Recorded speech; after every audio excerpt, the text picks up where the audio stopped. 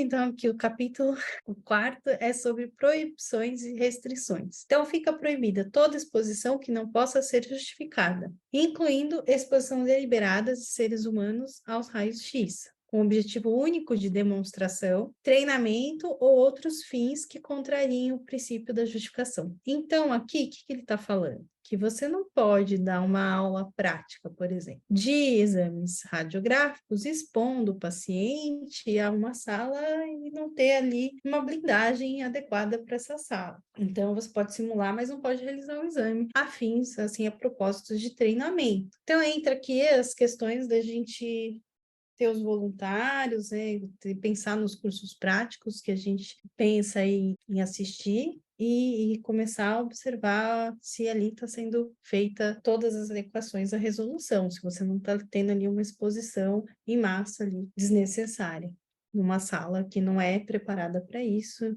né, então não tem justificativa nenhuma para fazer dessa forma. E aqui é curioso que os exames radiológicos para fins empregatícios ou periciais, exceto quando as informações a serem obtidas possam ser úteis à saúde do indivíduo examinado para melhorar o estado de saúde da população, então fica proibido. Isso aqui é resquício daquela bibliografia que todo mundo que ia trabalhar, sei lá, numa mina tinha que primeiro fazer um raio-x. Então, alguns exames admissionais tinham uma raio-x de tórax, então isso está proibido, não pode mais. Ainda dentro das proibições, realização de procedimentos radiológicos em domicílio, exceto quando for inexequível ou clinicamente inaceitável remover o paciente a um serviço de saúde. Então, não é totalmente proibida, que abre uma brecha. Então, se você tem um animal a campo, se você tem um paciente que não tem como ser removido, um paciente muito agressivo, um paciente com estado debilitado, ou que os tutores também não conseguem se deslocar para a clínica, e você pode oferecer aí o seu serviço em domicílio, se é o que eu entendo aí, por conta dessa resolução, entendi dessa forma. Então, aí é uma alternativa para pacientes aí atendidos a campo, para pacientes de zoológico, que você não pode ficar deslocando, e aí para pets, cães e gatos, você tem essa ressalva. Né? Não pode ser feito de qualquer maneira, você vai ter que estar longe da fonte, você não pode estar segurando o seu equipamento móvel, você não pode pedir para o tutor segurar aquele chassi, então você tem que adequar o seu serviço se você realmente quer oferecer aí um exame em domicílio. Aí fica, então, proibido segurar os dispositivos com as mãos durante a exposição, isso fica claro, né? Não pode ter um acionamento de disparo com retardo, né, que impossibilite a interrupção da exposição. Então, se tiver que interromper, você tem que parar, tem que ter como parar. Então, na tomografia, por exemplo, tem um botão lá que, se o paciente acordar, qualquer coisa que acontecer, você aperta esse botão, parou, você consegue entrar e dar assistência. No raio-x é a mesma coisa. Então, você não pode ter um pedal lá contínuo, que se alguém, por exemplo, abrir a porta, você fala, não, não tem como eu parar esse pedal. E dispara na sequência. Então, isso não pode. Não pode ter esses dispositivos, tá? E a utilização de equipamentos de radiologia diagnóstica ou intervencionista móvel como fixo, né, exceto em condições temporárias. Então, se você vai fazer uma reforma, você não vai mudar o seu equipamento e instalar ele no outro local e colocar todas as exigências. Aí você pode usar um equipamento móvel e trabalhar com as regras aí para equipamento móvel nesses momentos.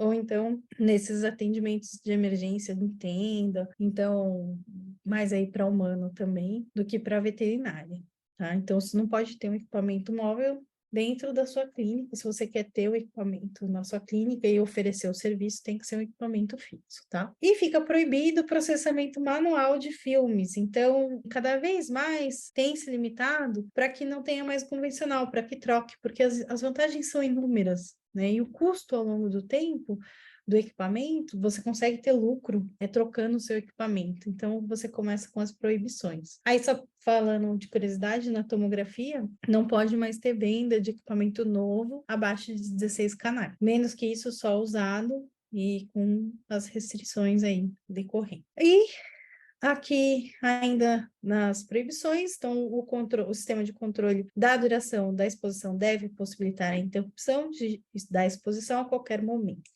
Voltando aqui, ele fala, né, que todo o sistema aí não pode ser superior a 5 segundos. Então, na veterinária, a gente trabalha com 0,025 segundos, então a gente não chega nunca aí a 2, 3 segundos. Então, tem que tomar cuidado também, quando a gente tem um técnico que ele veio treinado na medicina, os tempos são maiores. Então, eles utilizam tempos aí de 1, 2, 3 segundos. Que isso a gente tem que adequar e treinar esse profissional para que ele entenda e tenha aí os protocolos estabelecidos, as cartas técnicas para a veterinária.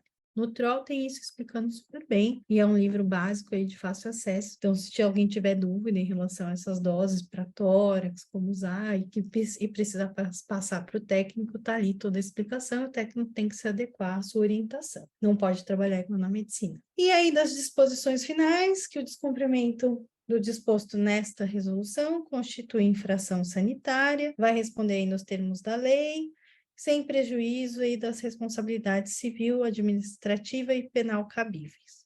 Então, a gente tem uma resolução a seguir e a gente tem que se adequar. Revogada todas as anteriores, e aí, para finalizar, eu gostaria de fazer aí um paralelo da nossa relação com o nosso paciente, que são os pets. A gente tem, o médico veterinário tem uma compaixão imediata pelos nossos pacientes.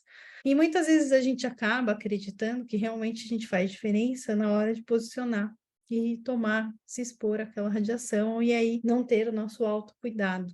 Então a gente tem que trabalhar aí a nossa saúde mental, a gente não tem que deixar de ter compaixão, a gente tem que continuar com esse sentimento, que é um dos mais importantes na nossa profissão, não perder nunca esse sentimento, mas começar a trabalhar as formas de mudar o que parece ser normal e que, na verdade, não está adequado. Então, isso é super importante. E aí, trabalhar, então, com ética, tendo a educação aí do consumidor, da classe empresarial, ter toda essa consciência, ter a cultura da radioproteção, saber as regras, ter as normas e as resoluções aí para o nosso lado. Ao invés de ir contra essa resolução, eu acredito que a gente tem que fazer um movimento a favor, né, a favor da nossa saúde e do nosso trabalho em segurança. E repensar aí o nosso papel, né, de laudar, de interpretar, de discutir o caso com o clínico e aí auxiliar o paciente dessa forma. Tá? E tentar deixar, então, apresenta agora como solução aí a anestesia do paciente e a sugestão de 2 tutores na sala, e pode ser que outras alternativas sejam encontradas aí na esperança de se adequar à resolução. Então, obrigada por acompanhar a aula. Qualquer dúvida tem aí as redes sociais, tem o e-mail, fiquem à vontade.